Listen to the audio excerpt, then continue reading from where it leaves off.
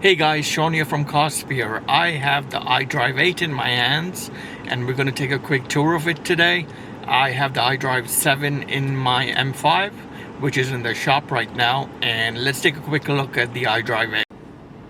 So here's a look at the I Drive 8. As you can see, it's in built-in tiles. In the old I Drive 7, we were used to a menu for the navigation, for the media, for the map, for the telephone, and options. Here everything is in tiles, so you could build your own tiles. I think most of them are used in this loaner I have. The media, the navigation, the telephone, you see everything is just in a tile, and you could click on it with you could just touch on it and it'll pull it up itself. Let's take a look at the navigation menu. So you can click on the nav screen and it'll pull up. It's somewhat the similar display in iDrive 7. The menus have been shown here a little differently. For example, you can go to settings and you'll have all your route preferences, which we're used to: toll tag, ferries, carpool lanes, highways. So that is kind of similar and something we're used to. You could also adjust the map north, up, or the direction you're traveling, or 3D. I prefer to have the map north up so I can see which direction I'm going in. This is something very similar to the iDrive 7. Not much difference, except there's a different overlay of buttons to get to here. Let's take a look at the media menu. The media menu is kind of similar to the iDrive 7, just it's just displayed a little differently. You'll have your Sirius media channels. You can also choose your iPhone. I haven't linked my iPhone to this one. It's a loaner, but it's kind of the same concept. You can clearly connect your telephone to this one. It's usually done via the Bluetooth menus in your phone and the navigation. The main thing with this nav I have here is it needs a driver to be signed in. So if you sign in your profile add your BMW ID and sync it with the Connected Drive app on your My BMW app, it'll download all your cloud settings and all the settings from the previous car. So I haven't done it for this car as it's a loaner, but that is something that syncs all the settings from the iDrive 7 to the iDrive 8. Another thing I wanted to show you is every setting, which is in every top layer menu, has an app by itself.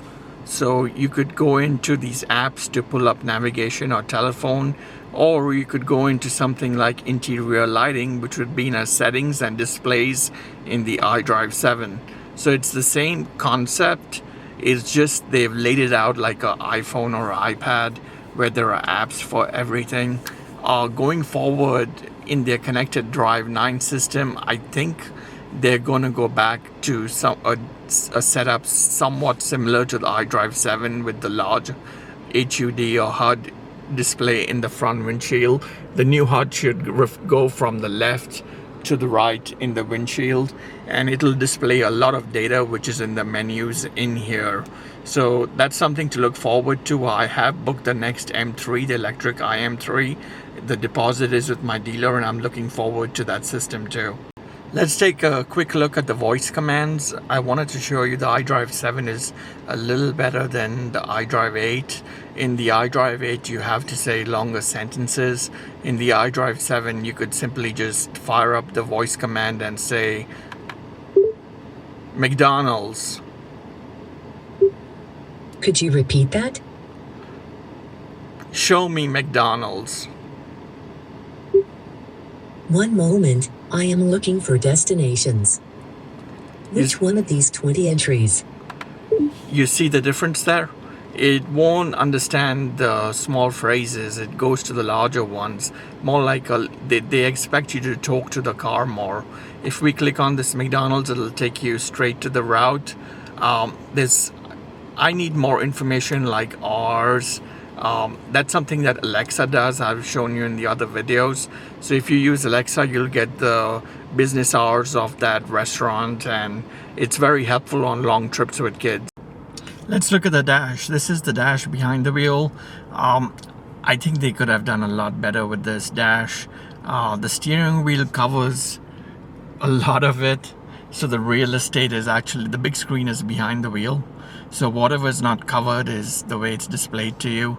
You could see the mileage remaining, the headlights, the time, if all the seat belts are on, the temperature, what drive mode you're in, and the temperature of the car. You could also customize what's in the display. You could choose between the map, or you could choose between directional buttons for navigation. You could also choose, since the last time you refilled fuel, the speedometer is one of them. The speedometer is also in the HUD and on the left side, so it's kind of duplicating itself. The map is the best thing, because usually in the navigation I drive with north up, so as you can see that car is heading south, but I like to see my east, west, north and south. It helps me better with guiding myself on the freeways. Here it's just north up display, and you can easily see turns coming up. When your turns are coming up, it'll also show you arrows like the previous split screens we used to have in the iDrive 7. Let's take a look at the HUD. Another thing you could do with this display is choose your heads-up display. You could choose, if you can see it clearly, you can choose the standard view, the directional view, the sport view, reduced view. I honestly prefer standard view, as the sport view, the RPM lines take over a lot of the display, and I don't like to see that while I'm driving on the road. So that's one thing in the future they'll have to fix. Just to wrap up, the next car, the new class, and even the car architecture will have a HUD running through the entire front of the car. The entire windshield will be a HUD, and that's going to be something awesome. There's going to be more data displayed in the windshield, and you can choose what items go up there. I don't think this odometer's going to be in the next new class M3 or whichever new class cars come out. This this big screen in the middle is going to be replaced with a Tesla-like screen. So that is something to absolutely look forward to. I don't like the Tesla screen, but having the Tesla screen and having a HUD that runs the entire display of the front, the whole windshield, that is something very exciting. Nobody's done that as yet. I do blame Teslas for not having an odometer. In this case, BMW has one. But I think they could have done a lot better with it. More digital displays, more sporty of a feel to it. So that is something to look out for in the next cars. So that's it from Carsphere, guys. This is the first car I got a hold of apart from my M5, since my car's getting a recall done for the coolant tank. I think all of you M5 owners will be going through that. I like the new iDrive 8. It's nice. One of the main decisions why I stuck to my M5 F90 was because I thought the new system wasn't very good. After having it for a few days, I think it's workable. You could get used to it once you have it every day. But the sportiness and the digital feel of the iDrive 7 I like much better, even though they have a new system here. Let's look forward to the new class system and the HUD in the entire windshield. And with that, I'll wrap this up, and I'll see you next time.